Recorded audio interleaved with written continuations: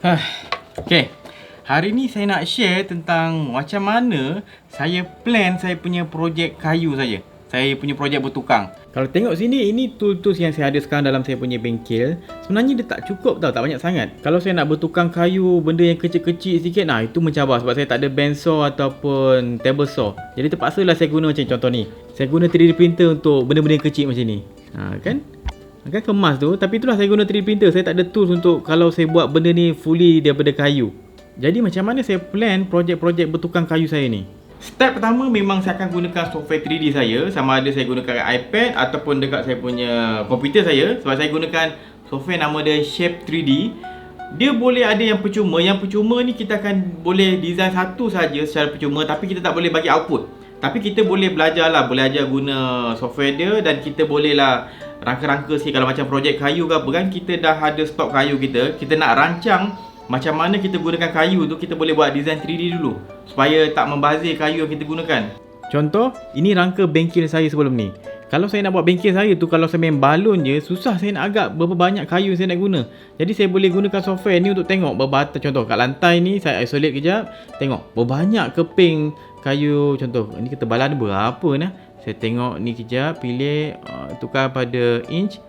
Setengah inci punya kayu saya akan gunakan untuk lantai ni. Senang. Lepas tu saya boleh tengok lah berapa banyak untuk dinding ke, dia punya frame ke, berapa banyak kayu saya boleh order dan saya boleh jimat saya punya kayu. Ini kalau contoh benda besar. Kalau saya buat benda yang kecil, contoh yang ini.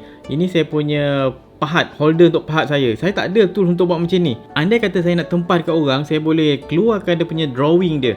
Contoh dia akan bagi drawing dia, nampak? Kita ada isometri, ada dia punya sisi, atas, depan.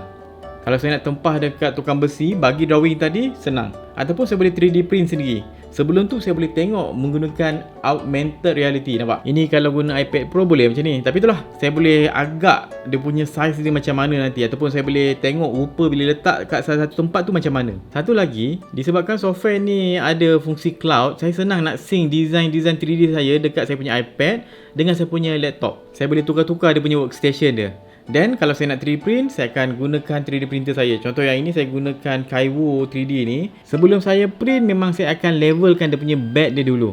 Kalau yang ini dia ada auto level dia. Untuk auto leveling, saya suka yang mechanical macam ni. Sebab yang sebelum ni saya pernah guna yang lampu punya, dia tak berapa tepat sangat. Yang ini so far lebih baik lah. Leveling ni memang sangat-sangat penting. Kalau tak, kita punya print tu nanti tak berapa lekat sangat. Dia akan print layer demi layer. Bila kita faham benda ni, kita akan tahu part mana yang kuat, part mana yang tak berapa kuat sangat. Kejap lagi kita terangkan perbezaan dia. Bagi ni settle kejap. Lepas tu saya akan, contoh saya akan gunakan apa yang saya dah print ni, gunakan dengan saya punya projek kayu.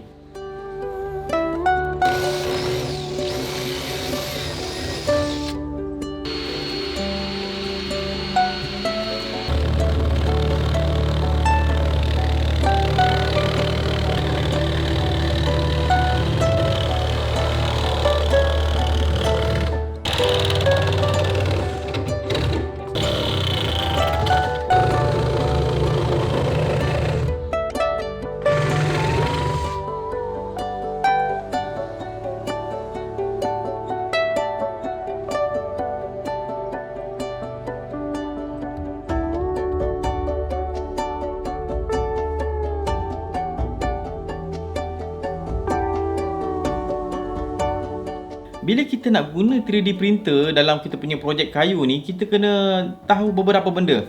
First, kena tahulah guna 3D printer ni macam mana kan. Dah pandai design tadi, kena pula tahu macam mana guna 3D printer. Selain tu, dia punya filament pun kena tahu pilihan dia. Contoh macam yang ini, saya ada pakai ni PLA punya yang asas daripada jagung. Ini PETG. Lepas tu ini adalah ini TPU. Nampak? Ni tiga bahan berbeza. Tapi fungsi dia agak lain sikit. Kalau contoh macam TPU ni, material dia akan stretchy tau. Dia fleksibel. Dia jadi macam getah-getah sikit. Jadi kalau kita nak buat sesuatu macam kita nak letak bawah kita punya kabinet, contoh kita nak buat kaki yang bergetah sikit kan, kena pakai TPU. Lepas tu pula kalau kita nak guna untuk structure hiasan biasa, macam kita nak letak simple punya objek kecil ataupun benda yang kita design kecil dekat kita punya projek kayu ke apa, kita boleh pakai apa nama ni? PLA. Ini standard, ni agak murah. Tapi kalau PLA yang murah sangat, dia tak berkualiti. dia macam senang pecah dan dia tak berapa kuat. Untuk dapatkan kuat sikit lagi, biasanya saya akan gunakan PETG. Nampak? Dia ada lagi material lain, ABS. Cuma ABS ni dia akan keluarkan gas yang agak beracun lah, tu yang saya tak guna sangat. Saya gunakan PETG untuk kuat sikit. PLA untuk yang macam biasa-biasa sahaja. Kalau nak bergetah, saya akan gunakan TPU. Ni contoh. Dia ada banyak lagi material lain, nylon apa semua kita boleh pakai. Contoh ni saya ada dua benda yang sama saya print, tapi filament dia berbeza. Dua-dua ni PLA tapi brand dia, kualiti dia berbeza. Tengok satu ni yang murah ni. Nampak tak? Setiap layer dia tu macam agak kasar sikit. Untuk kegunaan biasa bagi saya okey je. Tapi kalau critical agak bermasalah lah bagi saya. Dia tak apa reliable sangat. Tapi kalau kita compare dengan filament yang berkualiti, nampak tak? Setiap layer tu macam bercantum habis. Result 3D printing macam ni memang jauh lebih kuat daripada tadi. Kalau saya nak buat benda yang bergantung ke benda yang agak critical sikit, memang kena perlu macam ni lah. Nampak tak? Tak nampak apa-apa kan dia punya layer vertical dia tu. Jadi bila saya nak gabungkan kerja kayu saya dengan 3D printing, saya kena pastikan material dia, printing dia semua cantik. Masa kita design pun penting, sebab kita tak nak kita punya vertical load tu tinggi berbanding horizontal punya load. Okay, ini 3D printer yang saya gunakan. Satu benda yang saya tak suka kat sini adalah dia punya bawah ni, kabel ni selalu berlaga-laga macam ni bila print. Itu je lah tak best. Yang lain mantap. Dia ada direct drive, dia punya filament detector ada, kita punya feed controller pun ada, gelung ni boleh pusing gitu je. Hantar file printing guna wifi. Saya suka. Nanti saya akan letak link dekat description lah. Okay, itu je. Sebelum saya tutup, video ni disponsor oleh Makan Valley. Ini adalah produk MRE yang so far kat Malaysia antara yang tersedap, antara yang saya pernah rasa lah. Saya paling suka dia punya kuzi ayam istana dengan mana pedas sikit ni. Dia punya ni, daging dendeng ni sedap. Jadi kalau korang nak try, boleh pergi ke dia punya website. Saya akan letak link kat bawah ni. Itu je lah. Saya harap saya punya perkongsian ni bermanfaat. Jangan lupa follow Berani Buat, subscribe YouTube Berani Buat. Saya Wan Syafiq. Jumpa lagi. Assalamualaikum.